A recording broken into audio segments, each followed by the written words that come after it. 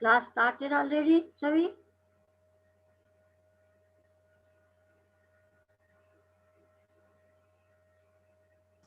No, class is not started.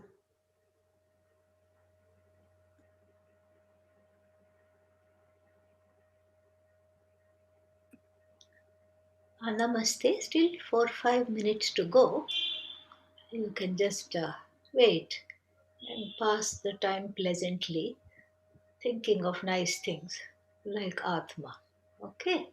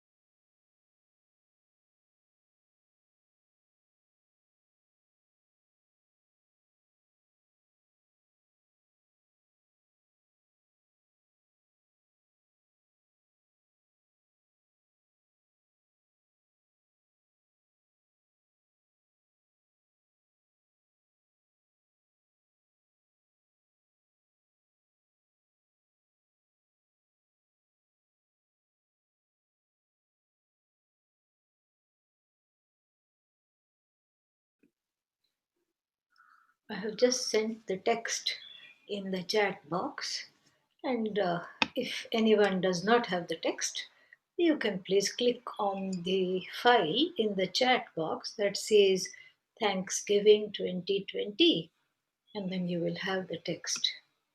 Okay?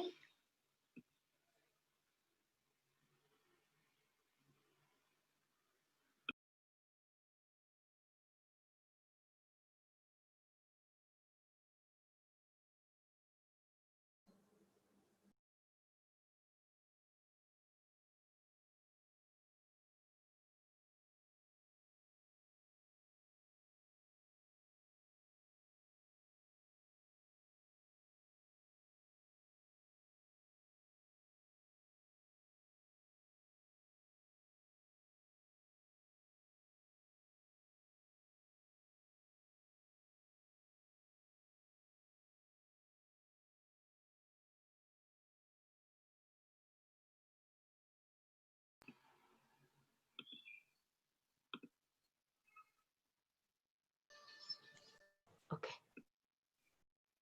Okay నా చెవులు ఇప్పుడు పెట్టుకో చెవులకి ఆమె వచ్చింది స్వామిని.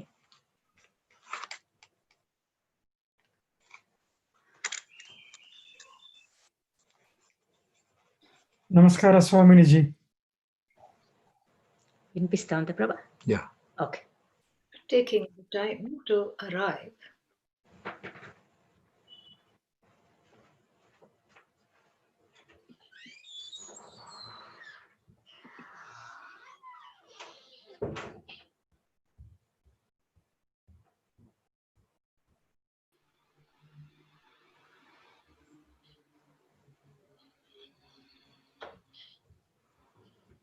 Paying attention to the breath.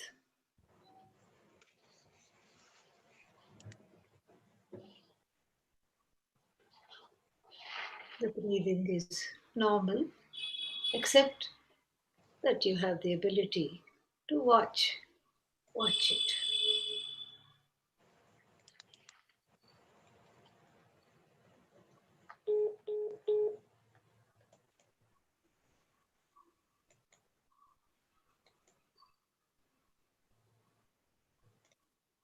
Nothing to do right Harivan now, Swami ji. nowhere to go.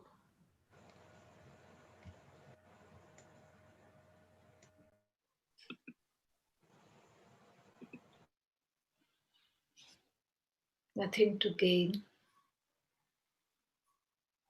nothing to lose. All things can wait. Right now, just being one with oneself. I am with myself. Breathing happens effortlessly. I am a witness to the rise and the fall of the breath in the chest and abdomen.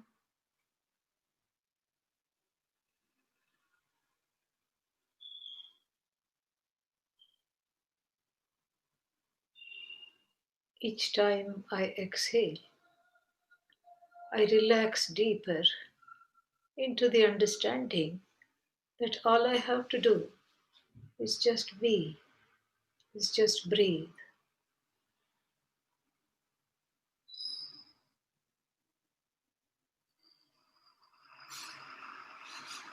The body is what it is.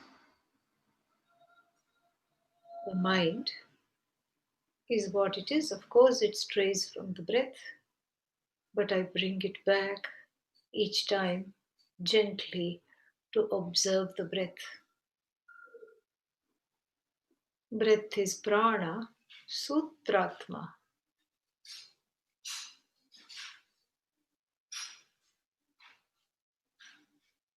Sutratma, that which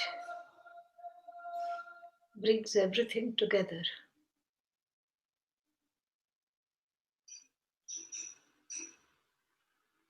Body, mind, and senses are like pearls strung together with a string of the prana that animates everything.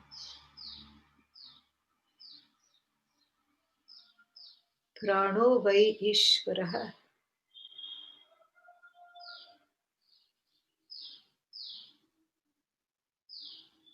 We invoke the Lord as a manifestation of the prana, the breath.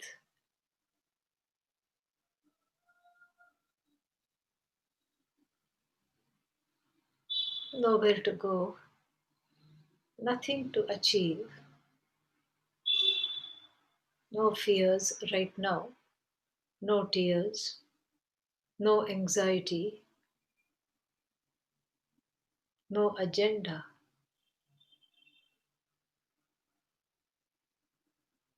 I'm happy as I am. It is effortless to be myself.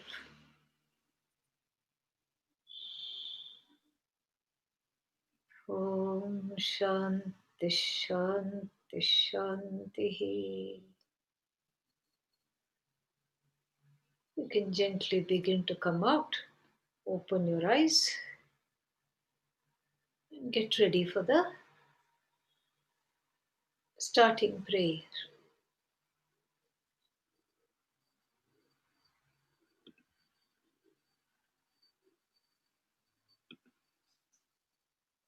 Om Sahana Vavatu Sahanau Bhunaktu Sahaviryam Karavavahai Tejasvinavadhitamastu ma vidvishavahai.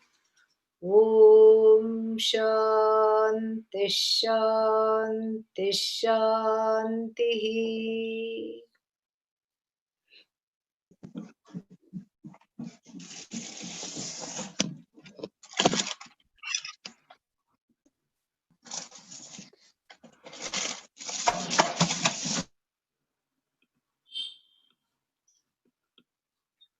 Yeah, I have muted everybody so that we are not disturbed with echoes and all that. So I request you to not unmute yourselves unless later on when we have question time, you can do that.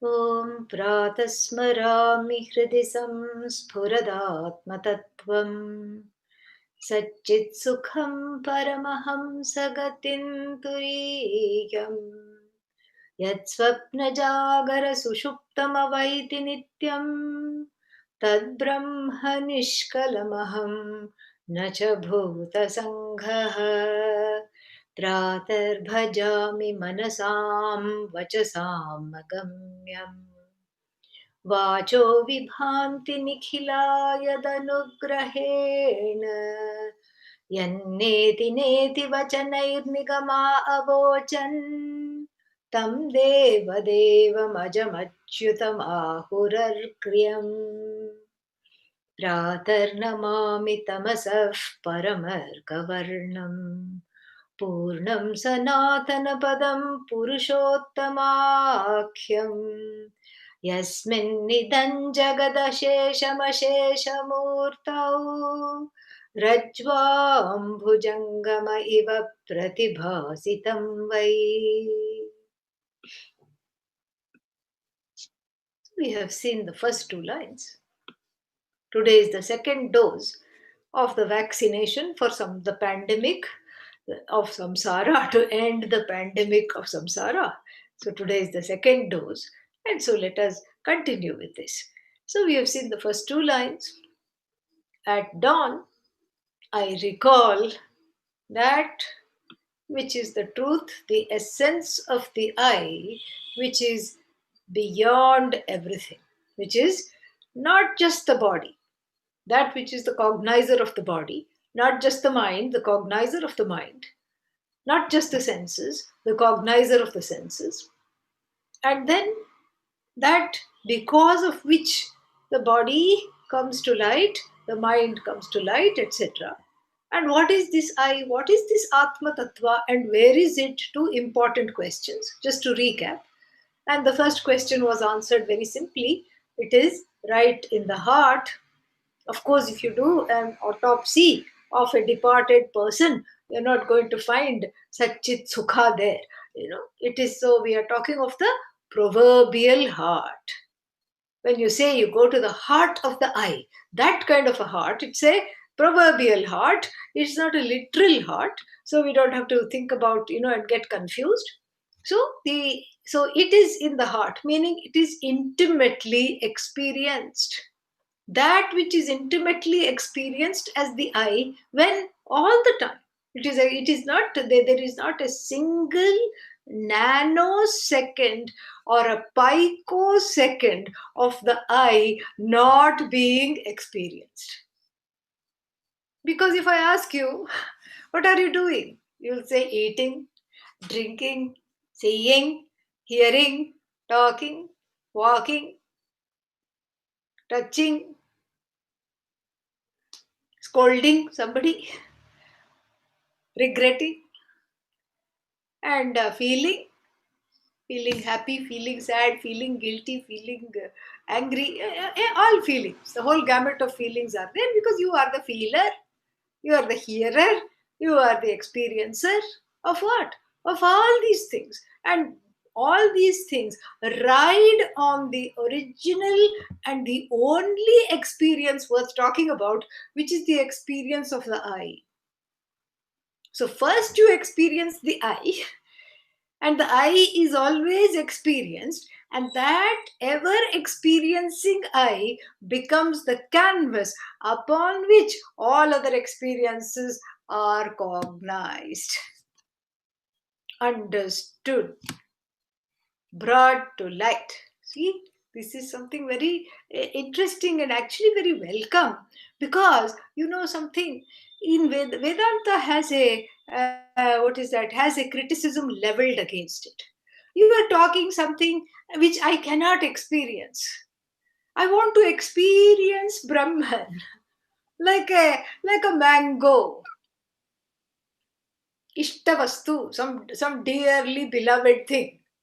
Mango means it's the king of fruits. It's the national fruit of India, and it's dearly beloved. Very few people don't like mango. It's not like what is that? There is one Thai fruit, durian, and I always am, what is that, open to the irony of how things are named. And here, durian, it is called because we want to maintain duriya from it. Duriya means distance. You have to maintain distance. The smell of this fruit, the pungent smell of this fruit, which a lot of people like, even tests the patience of a saint.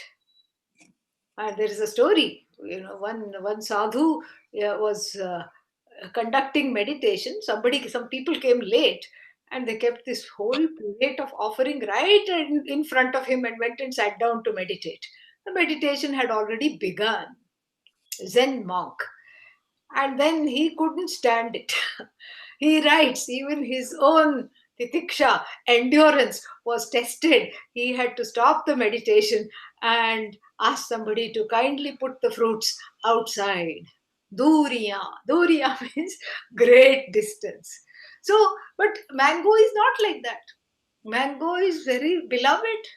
And so, this mango, Ishtavastu, first I experience it in this form, Ishtavastu Darshanam, because you cannot desire something you haven't seen. So I look at the mango, and then what? A little drool forms at the edge of the lips. I start to salivate at the sight of the mango. Ishtavastu Darshanam. Ishtavastu Darshanam gives rise to a mental tendency, a frame of mind called Modaha, according to the Taittiriya Upanishad. Modaha, Ishtavastu Darshanam, gives Moda. Moda means what? Moda means a slight happiness. Oh, but I love mango. Why is it a slight happiness? Because you're just looking at it from a distance, okay? You're not sure it is for you yet. It has not come into your possession. It is just a mango. And so Ishtavastu Darshanam, I spy a mango. The children play this game. I spy with my little eyes, what? Mango. And so a few teeth come out, little smile, smitahasa, and then what? And then, that's it. Ishtavastu Darshanam gives rise to a mental condition, a vritti called moda. And then this moda, then what happens? Somebody says, you know what, I got you this mango. How you got mango in November? Oh, it is from somewhere else, some other south of the equator. Oh, thank you.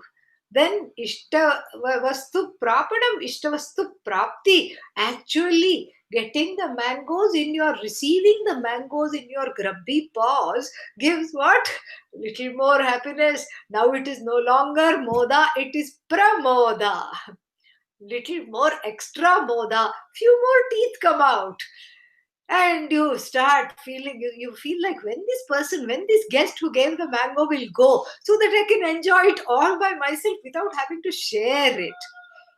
So you get you get enthusiastic, you get very excited. This is pramoda. And then what? Then you actually, the guest goes away, your friend who gave the mango departs, and then you cut into the mango and then scarf it down. Then what? And then you have another level of happiness. So so first one is actually the moda pramoda are 2 and 3. So first one is priya, moda, pramoda, according to the Taittiriya Upanishad. So the first condition of meeting the mango, saying, meeting the mango from a distance, priya vastu ishta vastu darshanena, the mental vritti, manasa vritti is called priya. Then we have little more. That ishtavastu belongs to me. It has been given to me in my hands. OMG, it is mine. Then it is moda. Then finally, pramoda. All the teeth come out. All 28 of them. Why not 32? Because 4 were taken out because they are wisdom teeth. Yeah.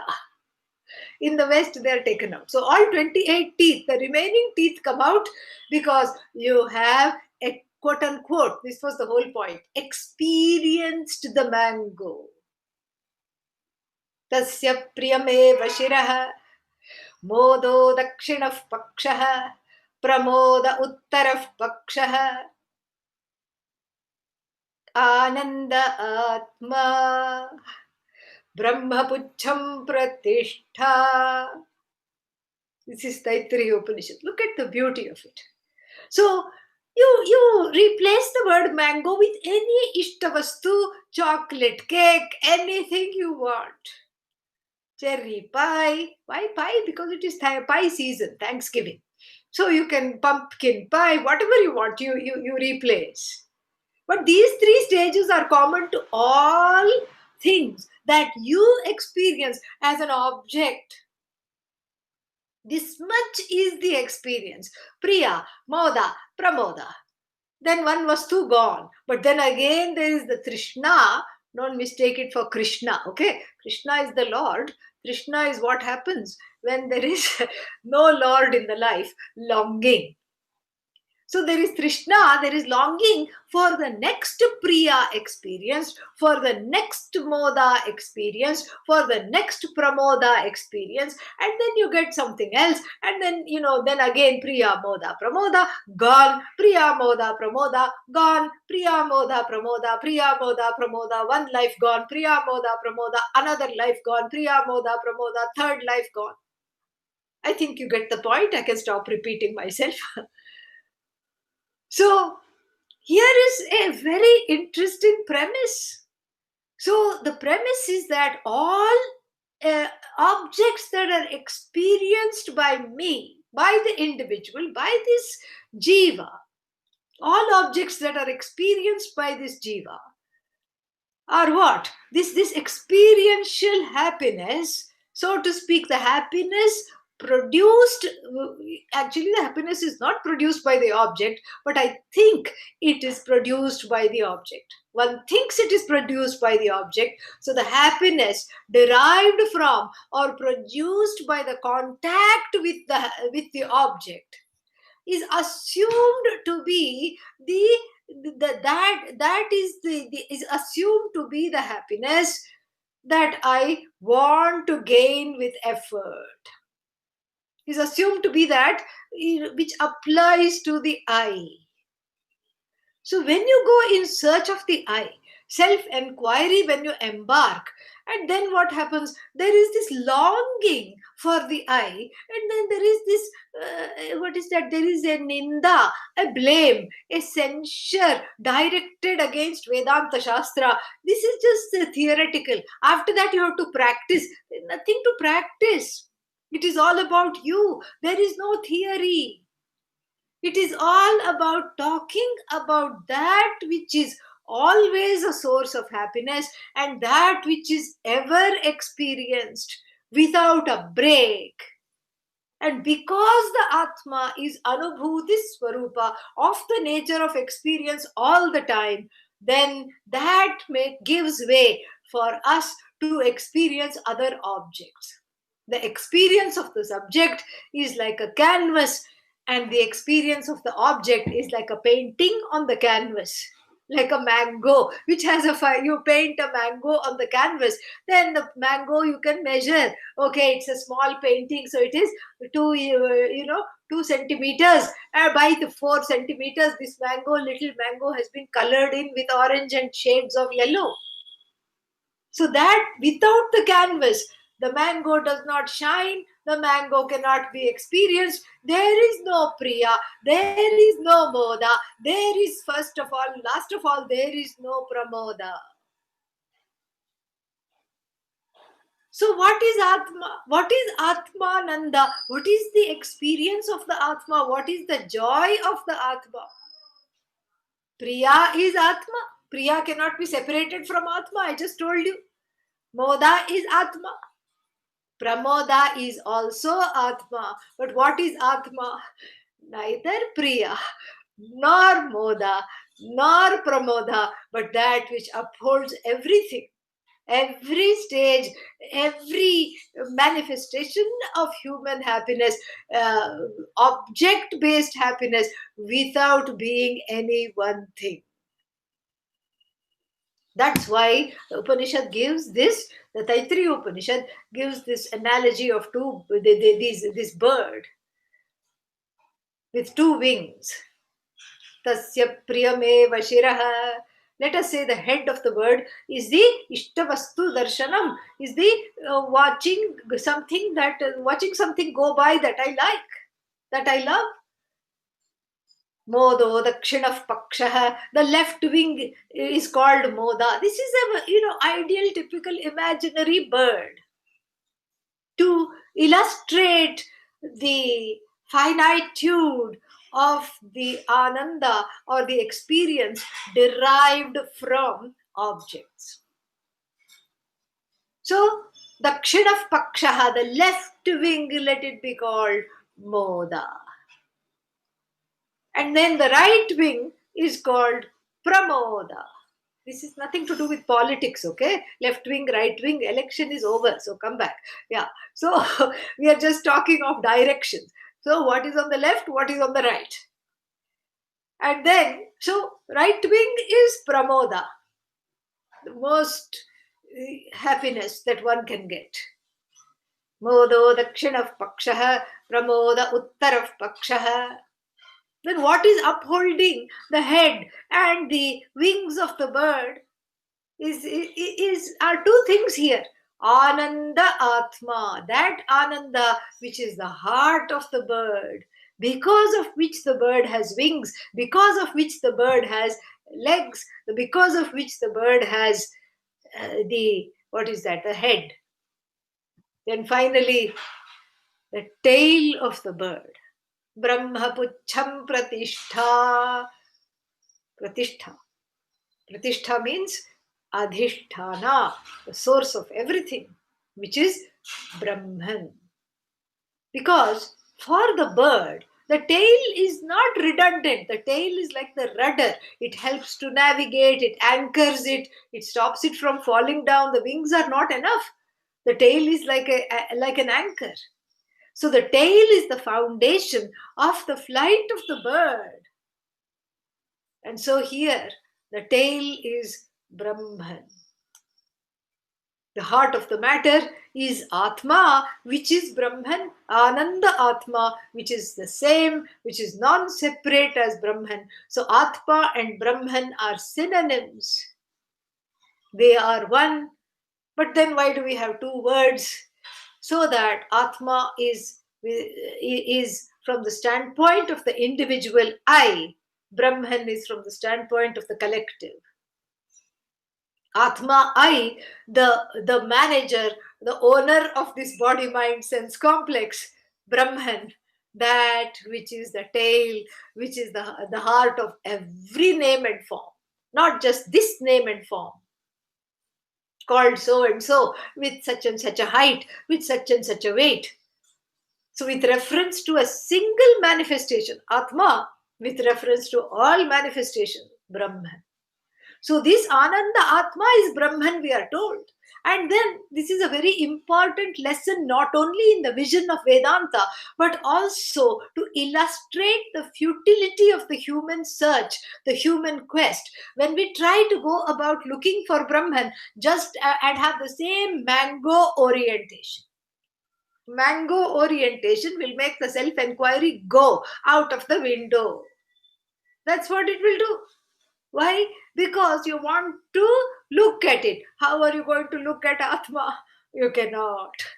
And then you want to experience it as an object. That which is not able, you cannot see it. That is Atma. It cannot be seen. It cannot be heard. It doesn't make a sound. It doesn't, do anything.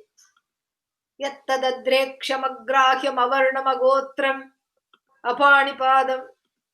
It doesn't do anything. It has no hands. It has no legs. It is not anywhere in particular.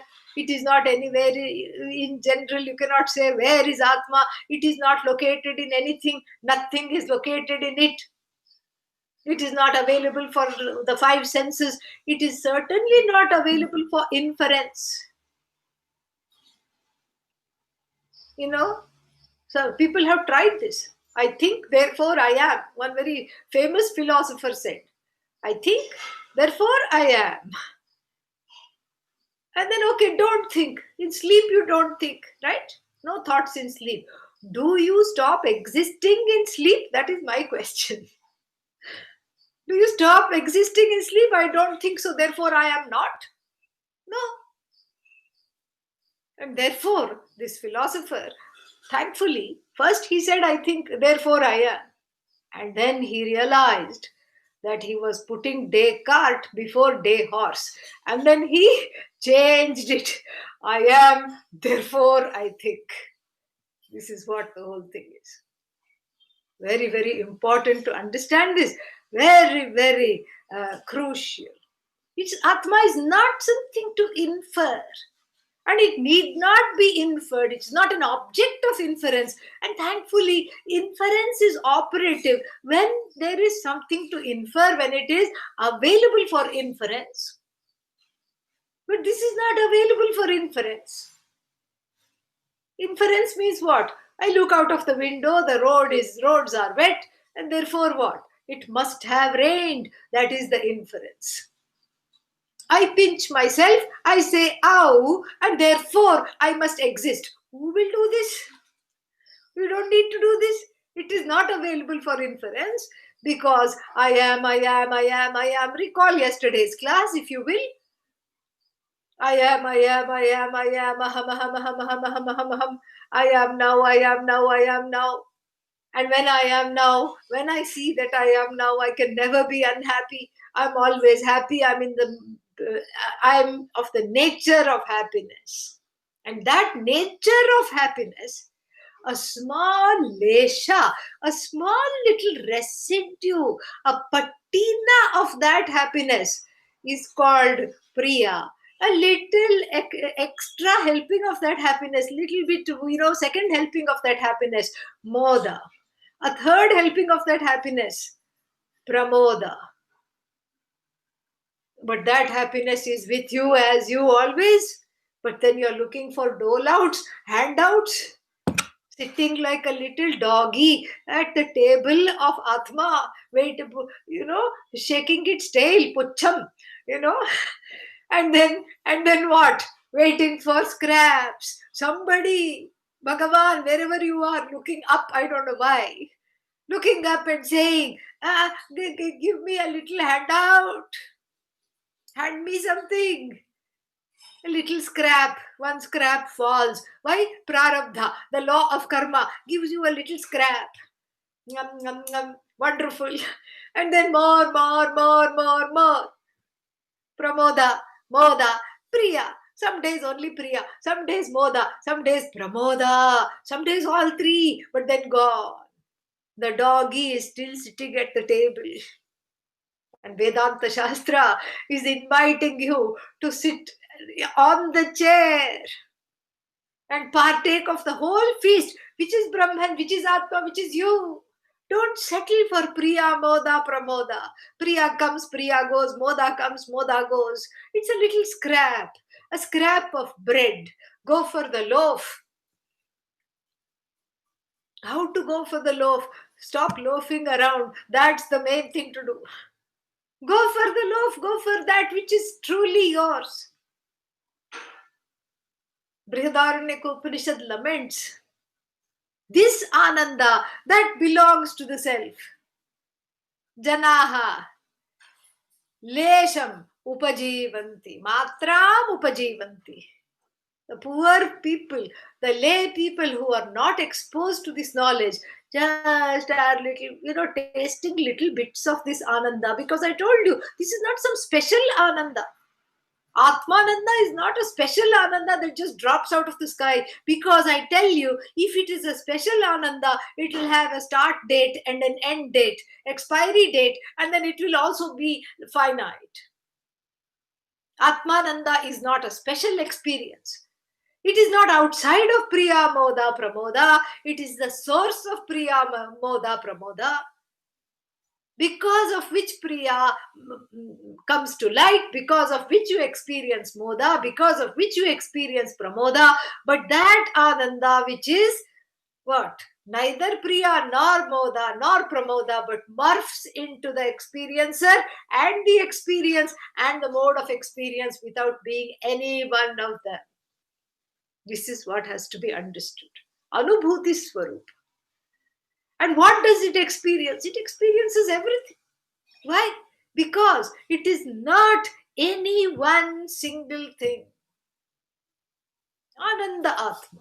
If we make the mistake, there are two errors here that I want to alert you to.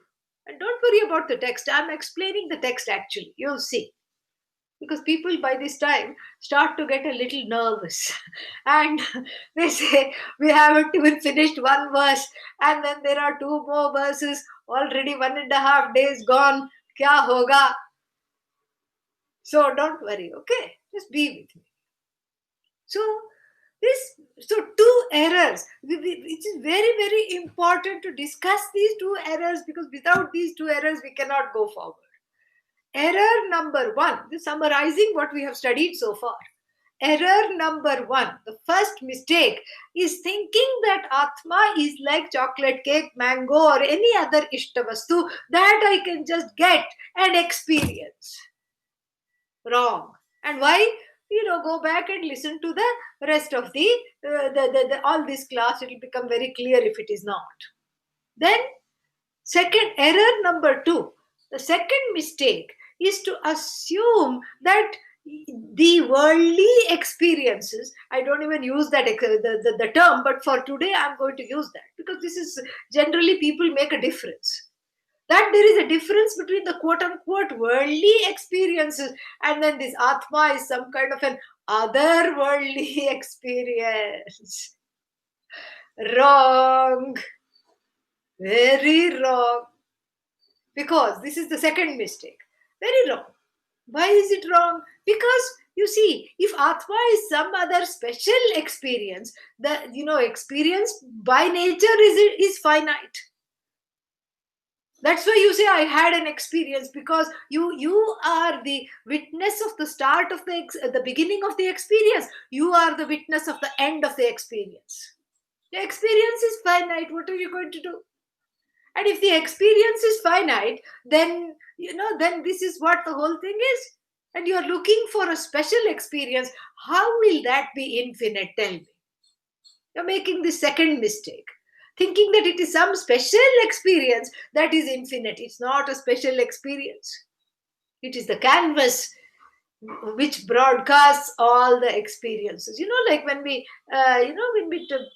make children practice, at least 2 decades ago, when you make children practice writing and all that, there was some kind of a foam board with invisible ink.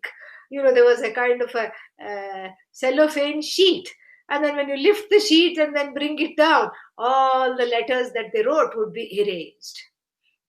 So they would draw, and then you would just flip the sheet and then bring it down, and then all the letters would be erased. I don't know if you remember this, but long ago this was there. And then, so this is just like that. It's a canvas upon which all the experiences are coming and going without making a dent on that canvas. Like a movie. When the movie stops projecting, you sit till the end of the movie. Now, of course, we have forgotten what it is like to go to the movies, but you can just, think back. Pratah-Smarana, you can say, to the movies. And so in the movie, if you sit down and you're, let's say, having a conversation, all the credits have rolled, everything, and then suddenly you look up, you were engrossed in the conversation. What do you see? Blank screen. The hero has not put an indelible impression on that screen. You cannot see the shadow of the hero or the villain or the heroine or all the, what is that? Jada, Chetana, all the things. Animate things and inanimate things. Nothing is there. It's a blank screen. A screen which projects. This is how the Atma is. The only thing here is that, the dissimilar thing between the movie and the Atma, the movie screen and the Atma, is that projector comes from elsewhere. But here, that screen which is Sat is Chit. That is the screen, that is the projector, that is the viewer, that is the viewed. And so how can the Atmananda be a special experience that's going to drop from the sky? And I know Atma, but how to experience Brahman? These kinds of questions will not be allowed after class. I forbid them. Because of this very reason. So if it's not a special experience, what is it? What is it? It is you. It is you minus the complaint. That is Atmananda. It is you minus the smallness. That is Atmananda. It is you minus all the tears and fears. That is Atmananda. It is you minus the querulous, why me? That is Atmananda. It is you when you are asleep. When you are asleep, I am having Ananda. Yes, you bet. And even if you are not having Ananda when you're asleep, all your relatives are having Ananda because they don't have to deal with you when you are asleep. They heave a sigh of relief. Abba. That is Atmananda. But then what about Mango Ananda? Mango Ananda is also Atmananda. Atmananda is not Mango Ananda. Atmananda, Atmananda, Mango Ananda, Atmananda, Chocolate Ananda, Atmananda, Atmananda, Atmananda. This is what it is. And that's why the word Turiya is applied to Atma. Because we are very closely associated with three universal experiences: sleeping, dream, and what is the other one? Of course, waking. Waking, dream, and sleep. These are something we are very, very familiar with. And we are also asking, who am I? Am I the waker? Of course. Because without Atma, how can waking take place? How can the waking state be sustained without Atma? Not possible. Waker is Atma. And then, am I the sleeper? Of course. Nobody says when you wake up, you don't say the neighbor went to sleep, but I woke up. No, you were the one who went to sleep. You are the cognizer of the sleep, of course, in hindsight. So I was the sleeper, yes. Sleeper is Atma. And then what? I had a wonderful dream. What was it? I won the lottery. Oh, yippee. It was a very big jackpot. But then what happened? As I was about to receive the check, I woke up. That is what is called prarabdha. You can't even enjoy receiving the dream check in the dream. Before that, you have to check out of the dream. Whose dream was it? Yours. It's not, you'll never find the dream in a lost and found box. Whose dream is it? No, it is your dream. You are the dreamer. It is your own dream. You are the sleeper. It is your sleep. Sleeper is you. Waker is you. Dreamer is you. You means Atma. Sleeper is Atma. Dreamer is Atma. Waker is Atma. Then will the real Atma please stand up? Atma is the waker? No. Atma is the dreamer? No. Atma is the, what else is left? Sleeper? No. Then what is all this? How to understand this? That's why the word Turiya is given. Turiya. Short for Chaturiya. Not the first, not the second, not the third. Chatura also means wise. Double entendre. That is not lost in the Samagana of the of the Veda. The one who understands this is Chatura, it says. Pun intended. And here the word Turiya, specific Upanishad word, very beautiful. The first time you encounter it is in Mandukya Upanishad. And then in other places, also in other works of Vedanta, also it is there. Turiya. Neither the dreamer, nor the sleeper, nor the waker, but that consciousness which cognizes the waker, dreamer, and sleeper, without whose sentient, never-ending presence the waker cannot be sustained. There is no waker, there is no sleeper, there is no dreamer. In other words, I as Turiya sustains the state of waking dream and the states of waking dream and sleep without becoming any one of them. How? How means what? Just like that. This is the example that I give usually to assimilate this. Is like a person who has 3 timeshares. Maybe they are from a state which is very flat, and they're from the in the middle of the country in the US. And then what? It's landlocked. They have neither mountains nor ocean, extreme temperatures, but Bhagavan has given the means. So they head to Florida and buy one timeshare near the ocean.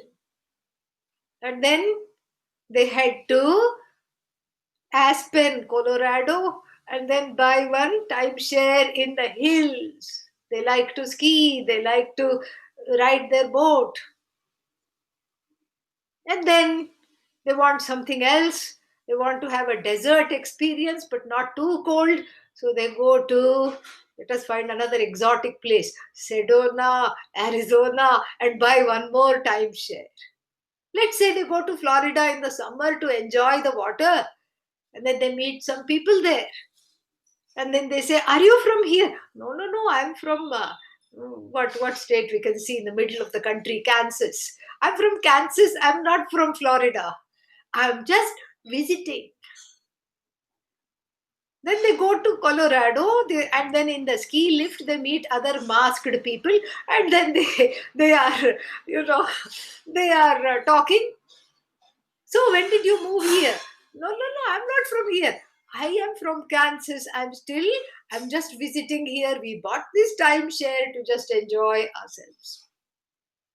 Then in the winter, part of the winter, they go to Sedona. Enjoying the desert, they make a few more friends. And those friends say, oh, you must be new around here. We haven't seen you around. When they go for a walk, they meet a few people who says, we haven't seen you around. Where are you? When did you move here? Where do you live? Oh, is that your house? No, this is just a timeshare. I'm just visiting. I belong to Kansas. Same thing. And that is very easy to say, because there is a sense of rooting to this home state. This is where one has a driving license. This is where one has a voter registration. This is where one has one's house. This is where one has one's favorite grocery store. This is where one has one's favorite whatever it is, shops, restaurants, etc. This is my city. This is my state. This is my state. I like to use the word state because there is the pun on the word state. And then what? And the other 3 are places I visit consciously in order to have more experiences. This is very easy to say and easy to own up. We have to, for these contemplations at dawn, what we need to do is understand this and see that we are visitors to the waking state, the dream state, and the sleep state. Those are just mere timeshares, so to speak, for the eye that just goes and then visits the sleep state. And even in this example, we have a what is that? We have a very interesting experience. Even within the scope of this example, it is very easy to falsify the sleep state. You wake up and then somebody says you were kicking around in your sleep. Oh, really? Ah, I didn't mean to do that. I can't be responsible. I was just, that was just in sleep. It's not real. I was not really kicking you. It just happened in sleep. Then in the dream, you take the dream check to what? To the market or to the bank. Then you're trying to take the dream check to the bank from the dream lottery. And then you wake up. But then you cannot use that to buy the dream house, correct? Dream check cannot buy you be the down payment for the dream house. Why? Because this was the daydream. The dream house is being constructed during the daydream. And then the other house, the other dream check was in the experience, housed in the dream experience. So it is easy to falsify the dream. Oh, that was just a dream. Thank God. It was a dream. It was a nightmare, you say. Or, oh, so sad, it was just a dream. I wish it were true. And then finally, these two states can easily be falsified by the jiva. In fact, we do it every time. That was dream, that was not real. That was in the sleep, that is not real. But then what happens in the waking state? Everything becomes real. Why? There is a small difference between the sleep state and the dream state and the waking state. In the sleep state and the dream state, which are both easy to dismiss, relatively speaking, you are only what is called bhokta. Bhokta means what? Experiencer. You're only an experiencer, you're not a doer. You may be kicking around, but it's a reflex motion. You may be doing something, but it's a reflex motion. It's not will based. So therefore, it is not an action will based, which is the definition of karma. Karma means it has to be will based. There is no free will there. Free will not being there. It is not. It is certainly not an action. Then in the waking state, you are bhokta, no doubt. You are an experiencer of so many things. And then you are also karta, doer.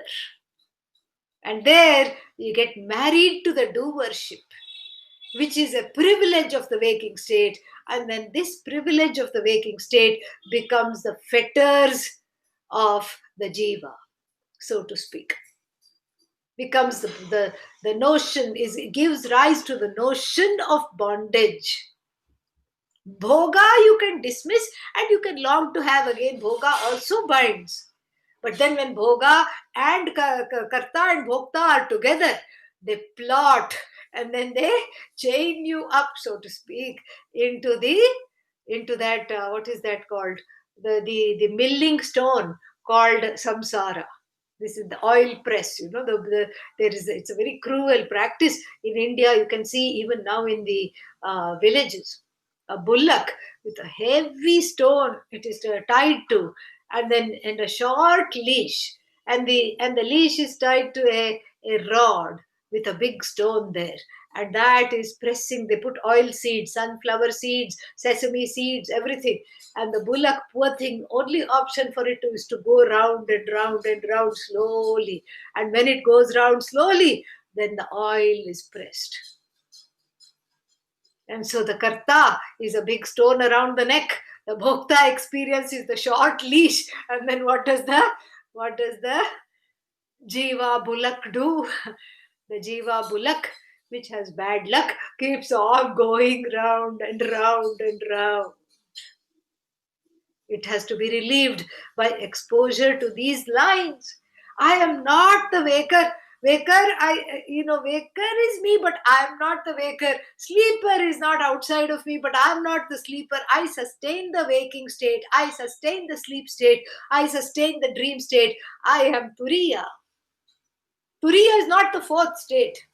That's just there in keeping, that is just said, in keeping with the experiences of the ignorance of the jiva. Just to help us out, Turiya is not the fourth state or the fourth estate.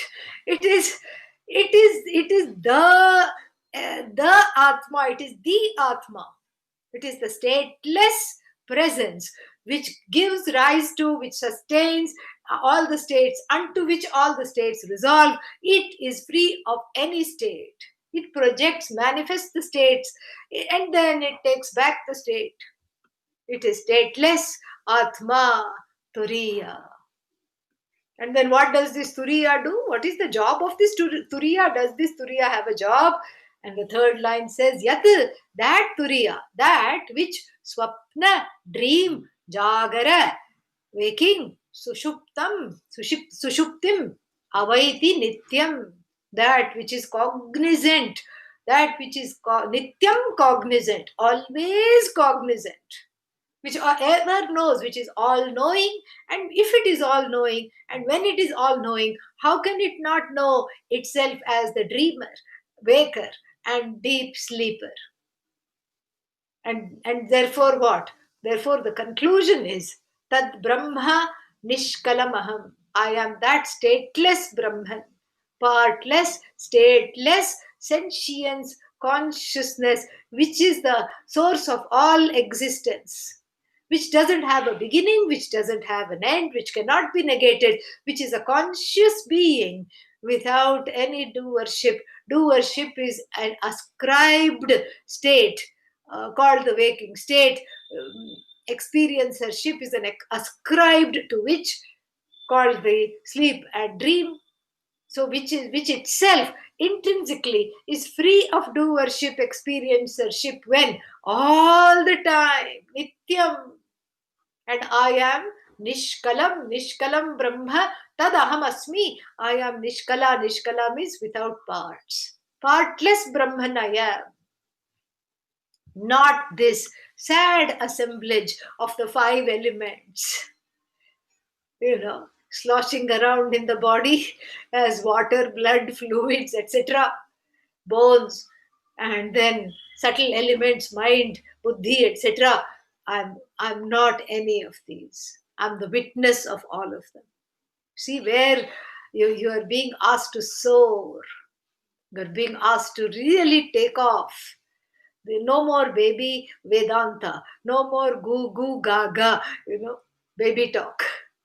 You just climb to this, to negate the waker as the I.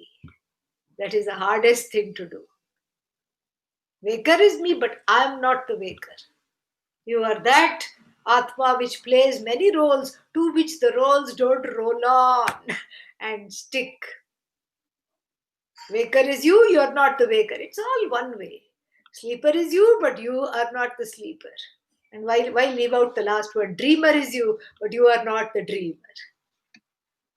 The second verse has two typos, one in the transliteration and one in the Sanskrit Devanagari. So let us take the Devanagari first, because that's what appears. Pratar bhajami manasam. There should have been a dot on the manasa. Manasam, vachasam, agamyam. Manasam, vachasam, both neuter, sixth case, plural. Okay? Yeah. All right. And then in the third line, there is a, in the transliteration, there is a typo. It is avochuhu. There is no such word as avochuhu. It is avochan or uchuhu. Okay, it is not uchuhu here, and it is avochan. This is what this is a note to the self. This is what happens when you hurriedly cut and paste things to come up with a text for distribution. So so this is what it is. So these two things please correct. Okay, yeah. So pratar bhajami. Next line, next verse. Pratah, morning. Bhajami. Bhaja sevayam. The word bhaja, bhaje Vishwanatham, bhaje Vighnarajam. Pujya Swamiji composed a song, bhaje Vighnarajam Vinayakam. And so this Vinayakam bhaje, Vighnarajam bhaje. Bhaje generally means to worship. But actually, that's how it is taken. But in Sanskrit, the literal meaning of bhaja is to do seva. Bhaja sevaya. And that is how you have to take it, because here we are looking at that consciousness which is doing the ting ting ting, arati, puja, etc. That because of which this arati, puja, incense, naivedya, all these steps of the puja happen. We are looking at that source in whose presence the puja, the action of puja takes place, in whose indivisible presence we make the so-called division between Jiva and Ishvara. That is what we are talking about. So bhaja here cannot be worship. It must not be taken as worship, because that worship we are already getting away from. Yesterday I talked about this, that there are two differences between having an Ishta Devata of any kind and having Atma as Ishta Devata. If Atma is Ishta Devata, there is no division. The worshipper is the worshipped.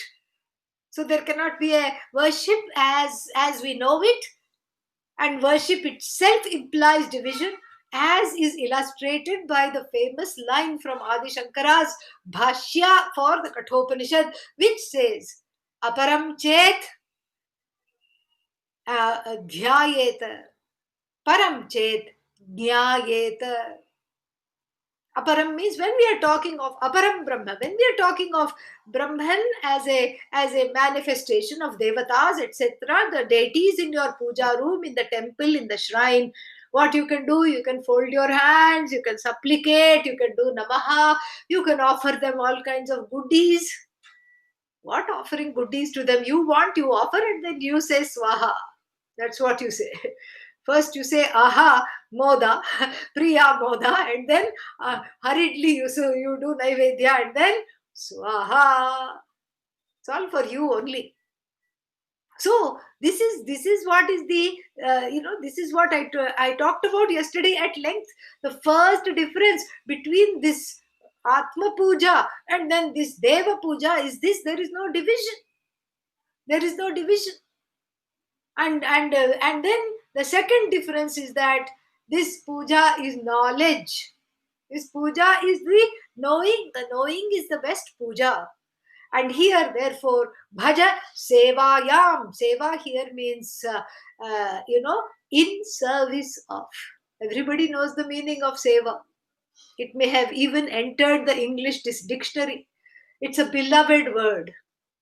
In service of. And when somebody says, seva mein hai in English, that means, in Hindi, that means aapki seva mein hai, I am in your service. That doesn't mean that, I will pick up your hanky once and give it to you if you drop it. There is a certain constancy and commitment. So pratar bhajami, look how beautiful. In the morning I recall this, I renew this commitment to the self, because of which all pujas can happen. This is the first and foremost recollection, the contemplation of the truth of myself, because of which I do everything. So pratar bhajami, I am in service of this I, the truth of the Atma Tattva, the truth of the I in Atma Tattva, who is the witness of the dream, sleep and waking. And that's important to remember, because you have just come out of one state and you are about to go into another state of waking. So in between, this is a good thing to remember. I'm just changing time shares. I'm about to visit the waking state. I have a visa for it, given by Bhagavan. I'm visiting the waking state right now for a few hours. Pratar bhajami. In the morning, I recollect all these things. I recollect my commitment. I recall my commitment. I renew my commitment to myself rather than to being a slave of the waking state, which is full of kartritvam, bhoktritvam, raga, dvesha, tears, fears. I don't want to be tethered to that with like a bull with oil pressing bullock. I don't want to be doing that. That's why it is called bullock, because it is bad luck. It has bad luck, poor thing. We are using it badly. And so, therefore, what? So, therefore, pratar bhajami. In the morning, I review and renew my commitment, my dedication, my constancy to what? And to this Atma, the most significant I. And what is this Atma? Manasam, Vachasam, Agamyam. Agamyam. Gam, to go. Gamya, that which is worthy of going. Yat pratyaya. Agamya, that which is not worthy of going, means it cannot be reached. That which cannot be reached, agamya. In here, we have to, elevate the meaning to that which cannot be objectified. Another way of putting it is gochara, agochara. Agochara, not able to objectify this.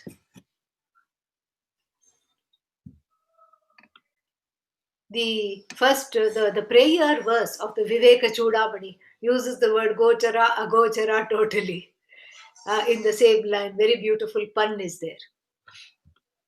So, agamyam, that which cannot be reached. By what? Manasam, by the minds.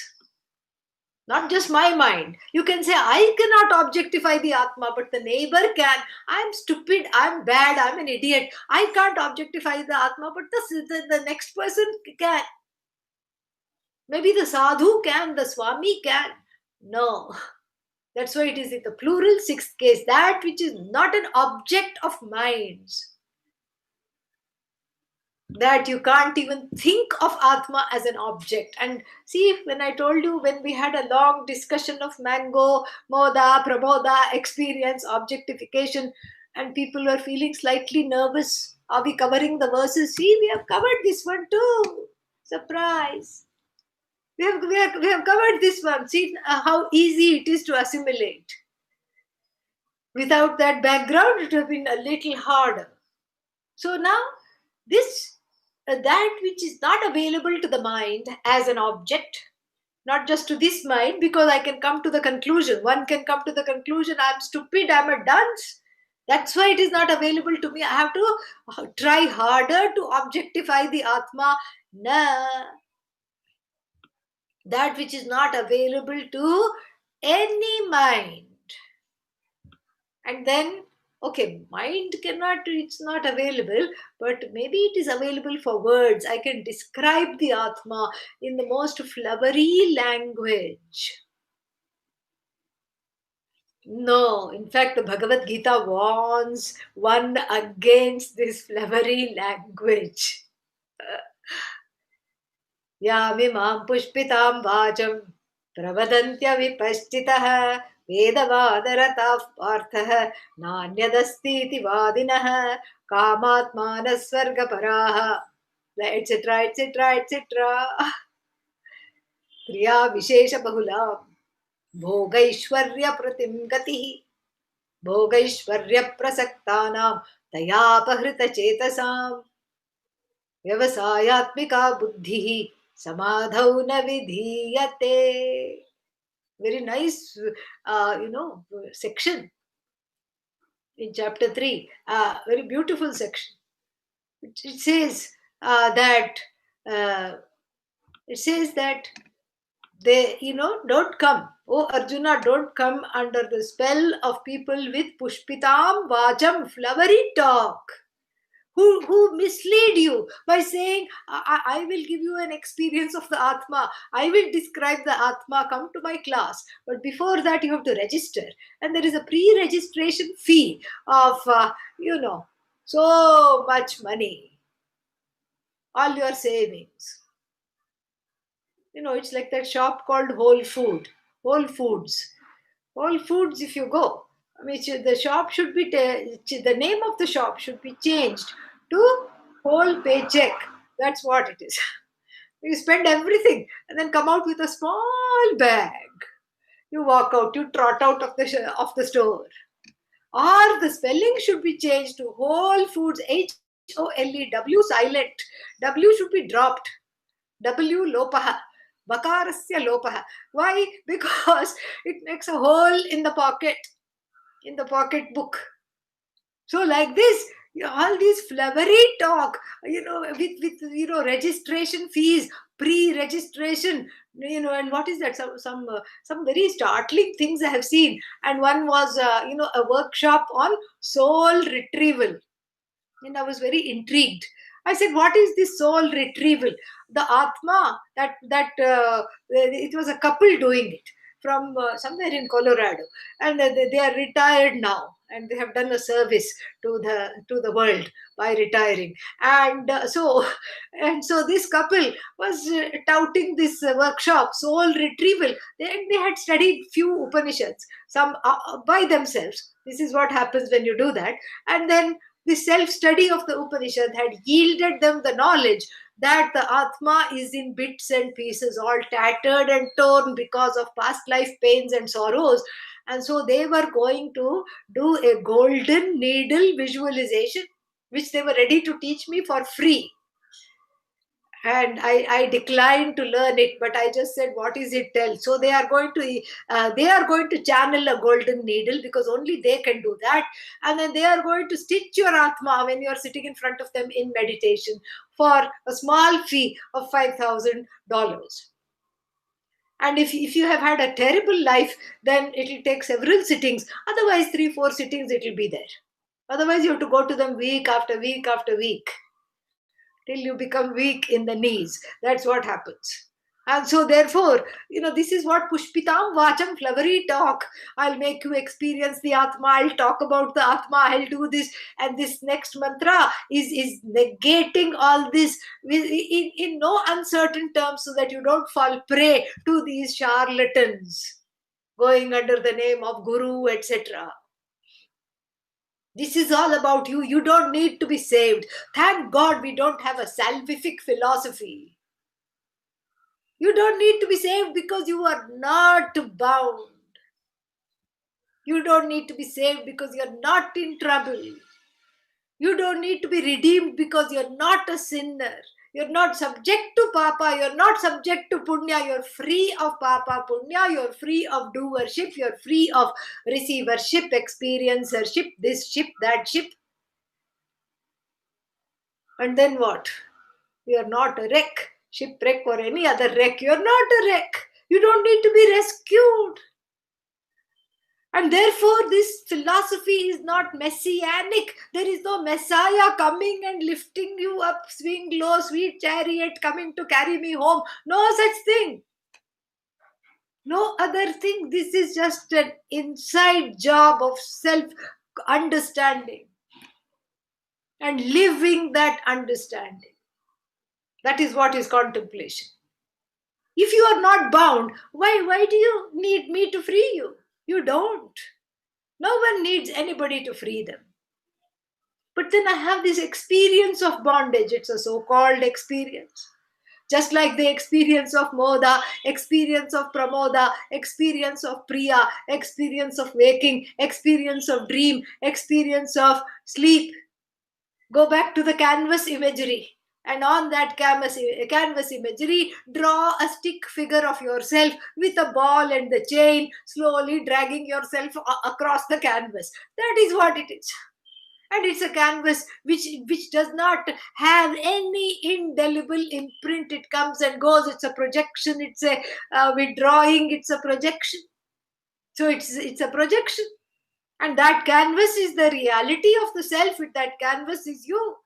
That canvas represents you. That is free of all impressions, all imprints, including the feeling, the notion that I am in bondage. Therefore, even though it's nice to sing tales of the ocean of bondage, the ocean of bondage is merely what? A notion of bondage. This is what Mirabai sings. She says she went to the Guru to learn some swimming lessons, how to navigate this ocean of samsara. Should I do front stroke, back stroke, butterfly stroke? What should I do to stay afloat? And then she says, the Guru drank up the whole ocean. The Guru revolved my vision so that when I looked, there was no ocean. I was just left with the notion, which was eminently dismissible. And this revolution of vision is gained through the exposure to this knowledge. You are not enslaved. You don't have to be freed. Thank God. And all this is possible because the I is not an inference, is not subject to the mind, is not subject to the speech. So the first line of the second verse, mantra, implicitly says, don't fall for people with flowery talk who want to give you an Atma experience. Because in desperation, one may go for the wrong remedy. Because the commitment of such people is only to bhoga. They are also just committed to bhoga. Bhoga means what? Conspicuous consumption. They also want to consume what? Your money and your adoration, Aishwarya, overlordship over you. That's all they want. The truth of the I is not subject to the mind, not subject to speech.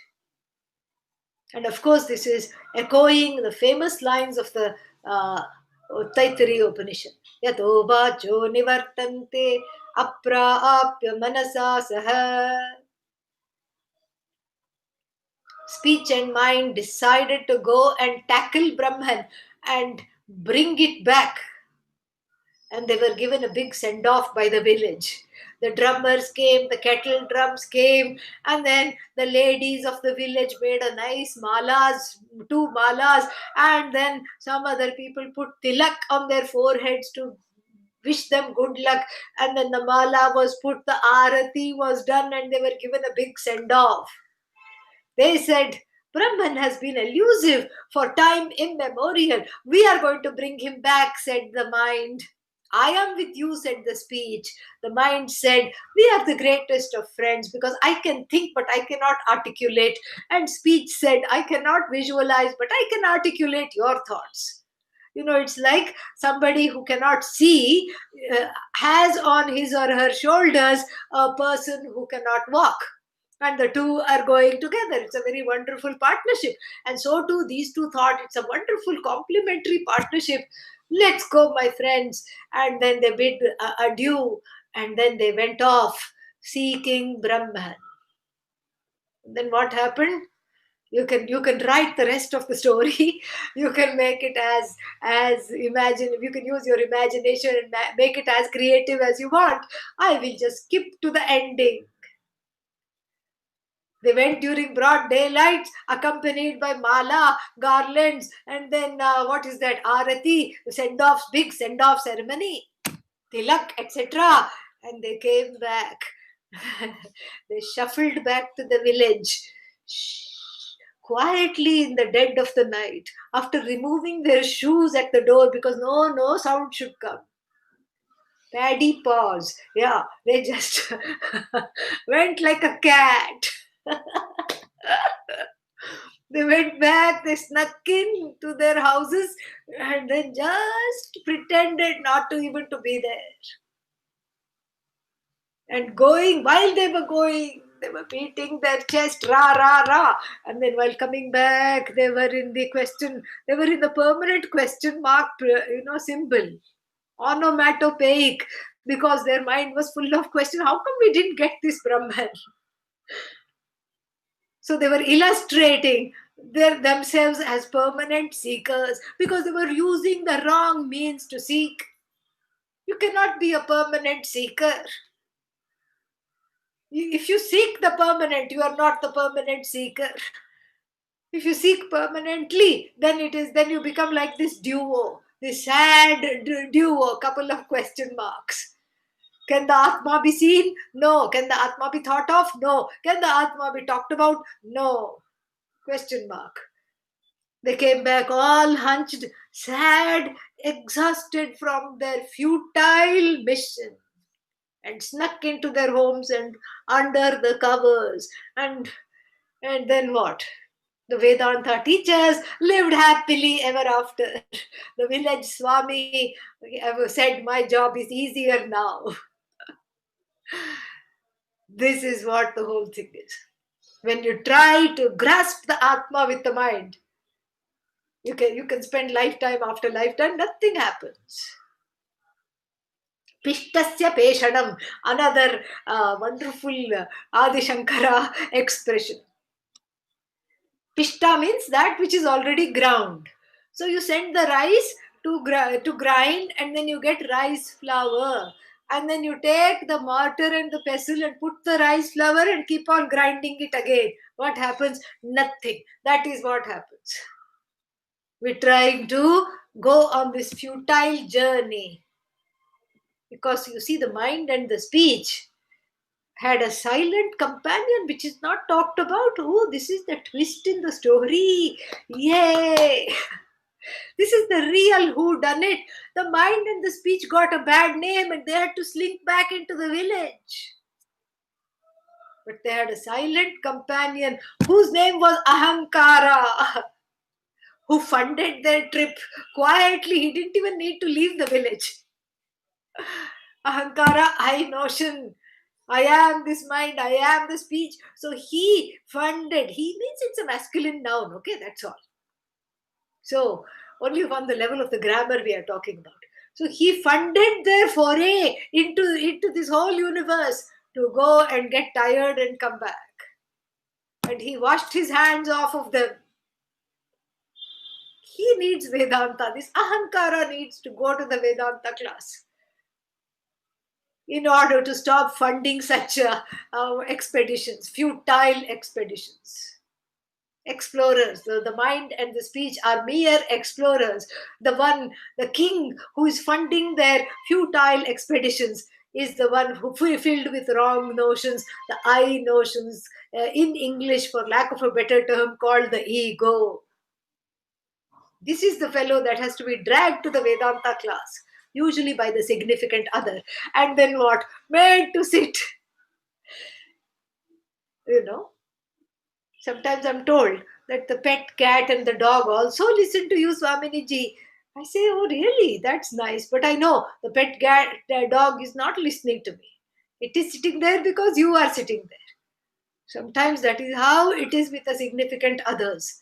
One is sitting there because the other one is sitting there. The other one is devoted to the first one, not to Vedanta. So therefore they are sitting there. But, but they are also imbibing something.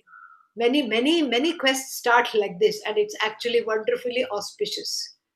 If people can take this together, very, very, very, very nice, wonderful, awesome. So it is not graspable by the mind, it is not graspable by the speech. Yet, vacho vibhanti. Yet, we cannot dismiss the mind, we cannot dismiss the speech. And if you keep saying, Mano buddhyahankara chitta ninaham, there is a dissociation. The first three lines. Mano buddhyahankara chitta ninaham, nacha shrotra jihve, nacha grada netre, nacha vyoma bhubirna tejo na vayuhu. If you stop here, there is a kind of a dissociation. I am not the body. I am not the mind. I am not the senses. I am not the ears, nor the eyes, nor the five elements that made up the body and the mind and the senses complex.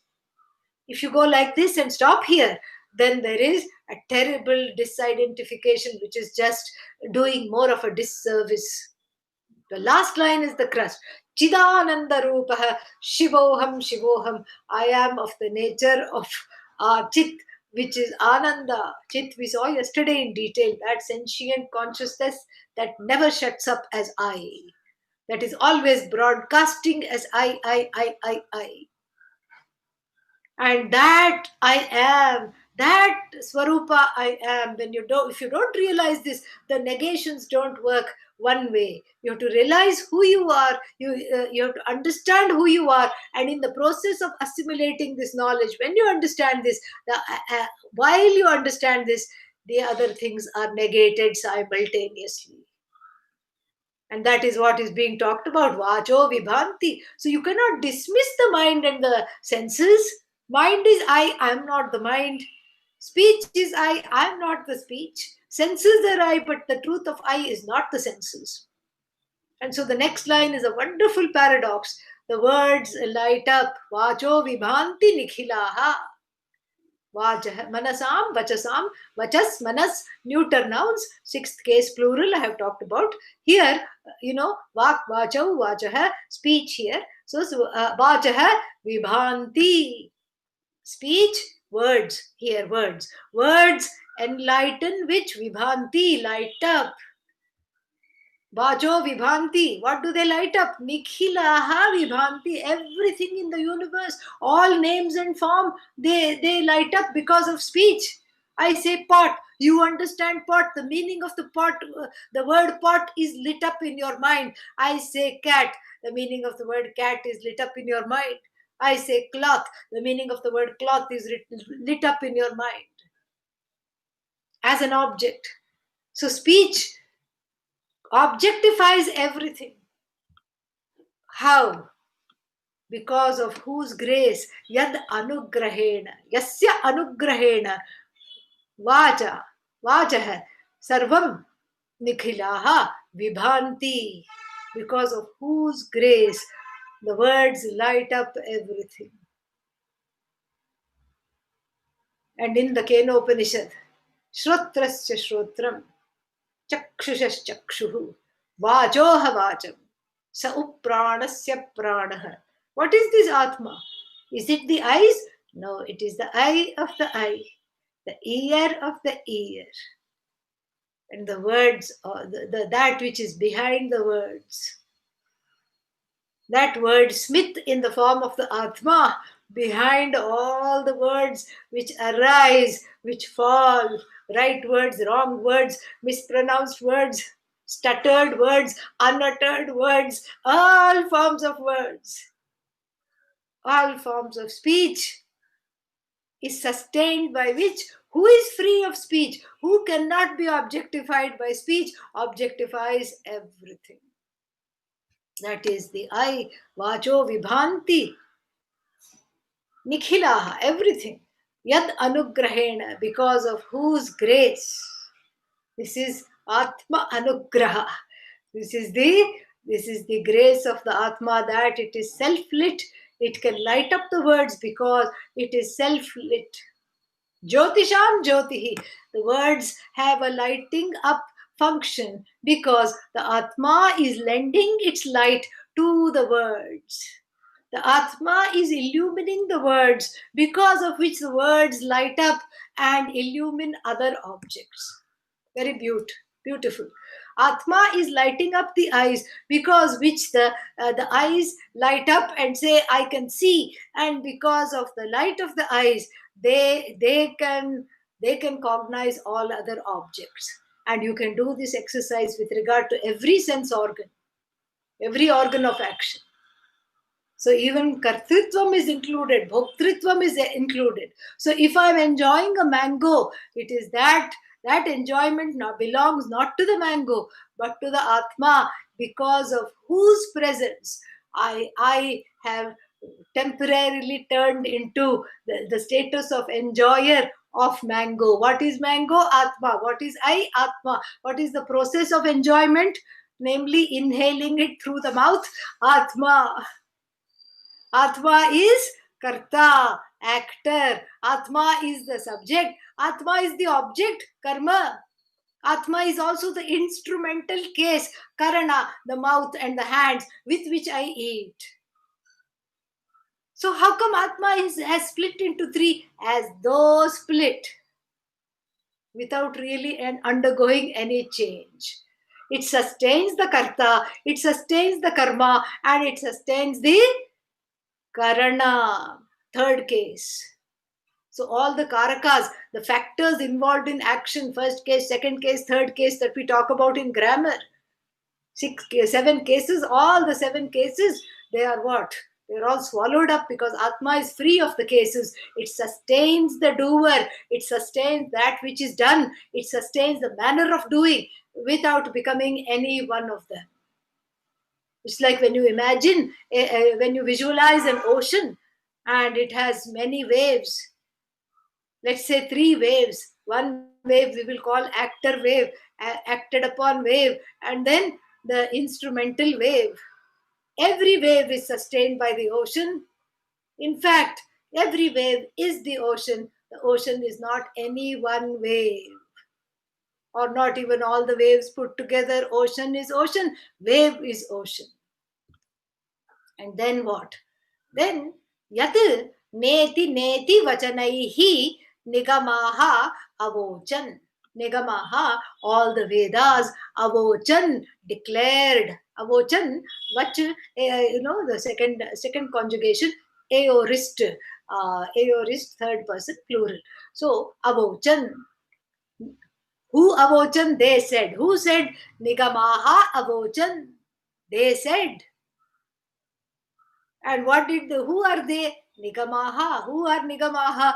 Vedas. The Upanishads declared Yat Nigamaha avochan. That which the Upanishads declared, unfolded, talked about. And what did they declare? How did they declare? They also declared through speech only. That's why we are not dismissing speech. It has a role, it has a space. And I'll tell you the sequel. I'll conclude the talk with a sequel to the story of the mind and the speech. There is a little part 2, appendix, not a sequel, appendix. But before that, we have to finish this line. Yan neti neti vachanaihi. So, that which is unfolded, that which the Vedas have unfolded through the speech. What kind of speech? Not this, not this, not this. Na iti, neti, na iti, neti. Not like this. Oh, is it found by the mind? Not this. Oh, is it this? No. Is the I the body? No. Am I the mind? No. Am I the senses? No. Am I an idiot? Certainly not. Certainly neti. I am confused? No. Neti, neti, neti. The neti, neti is a very important portion, a major portion of the Veda is neti, neti, because it is removing the ignorance, the mistake that I talked about, the mistakes, the erroneous impressions centered on the I. First, they have to be removed. And then you can say, this is what it is, deva devam, ajam, achyutam, all these things you affirm what it is, which is self-evident. But so the Veda is full of, the Upanishads are full of affirmatory sentences of what the Atma is. And they're also full of negation sentences and words that negate the mistakes made upon the I, which leads to samsara. So that has to be negated at first. So therefore, that which the words light up because of whose grace, and that because of which the words, the Vedas declare through, that Atma which the Vedas declare through words that negate to speech that does these specific centered negations. And then tam deva devam, that, that deva deva means devanam deva. Deva, I told you yesterday, sense organs. That which is the sense organs of all the sense organs, that which is the presiding deity of all the sense organs, that which is the truth of all the sense organs, that Atma which is the light of all lights. Sense organ lights up the objects, a sense organ, and then the light of that Atma lends itself to the sense organ to be able to make it capable of cognizing an object. And then what is that? Achyutam, unchanging. Achyutam. Chutihi navidyate yasya. That which is not capable of being derailed, that which doesn't fall from its status of being Deva Deva. And then Ajam. Aja means unborn. Therefore, it's not an experience because it's always there. How can something that is always there be an experience? Not possible. Aja Achyuta. And then Agriya. Agriya means that which was there all the time, right from the beginning. Beginning of what?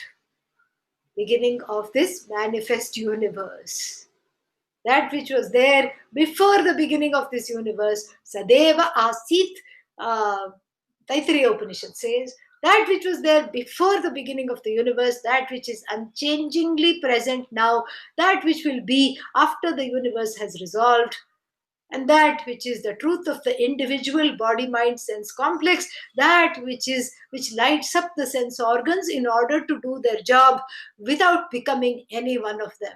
That is why it is the simultaneously the eye of the ear, the eye of the eye and the ear of the ear. Because just because I can see, it doesn't mean I can't hear. I can simultaneously hear and see. But seer I am. I'm not the seer. Hearer I am. I'm not the hearer. And then there is a beautiful, shloka which illustrates this, which we'll take up tomorrow. But now, before concluding, a small appendix to the mind and speech story. So remember where we left these sad characters, mind and the speech. What were they doing? They were under the covers, in shame. And when they were gone, the Ahankara had a little illumination. And then what happened? It also went to a Vedanta class. It took a Vedanta class from the local Swami. And then it felt bad that it had funded this expedition and it had made these mind and the mind and the speech feel bad. And so what did it do? It slowly woke them up and said, "Come back, I need you. Oh, you just disowned us and you sent us on this. Please don't be angry with me. I need you. This time, I need you as a servant to serve this knowledge. Light up this knowledge for me and let me be able to teach this knowledge later on. Light up the mind. Please light up this knowledge so that I understand it. Speech, go and sit on the teacher's tongue so that I can, receive this teaching." So mind and speech are not the masters. They are the servants of this knowledge. As the Amrita Bindu Upanishad declares, "Mana eva manushyanam karanam bandhamokshayoho." The mind is the cause of both bondage and freedom. Bandhaya vishayasaktam. And then, and why is it the cause of bondage? Because a mind that is always trying to grab onto things and is always focused on everything outside of itself and treating the Atma as also something as an object to be experienced and enjoyed, that is what leads to bondage. Nirvishayam muktam smritam. But if it can be torn from that penchant of just, pursuing objects of desires, if it can be turned around to illumine, to help illumine, to help, be the receptacle of the illumined self-illumined self, then it is very useful. So, in other words, mind is a place where the knowledge takes place. It is not the agent of the knowledge. Speech is not the agent of the knowledge, it is merely a microphone of the Atma, and as though microphone.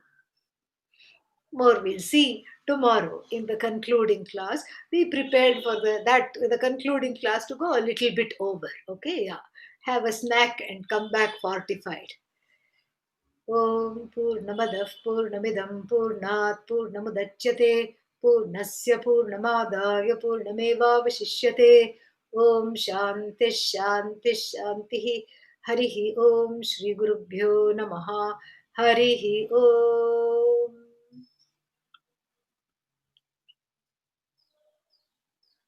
If there are questions, I'm happy to answer, and you can unmute yourself and ask. That can save some time, or you can type in the chat pod.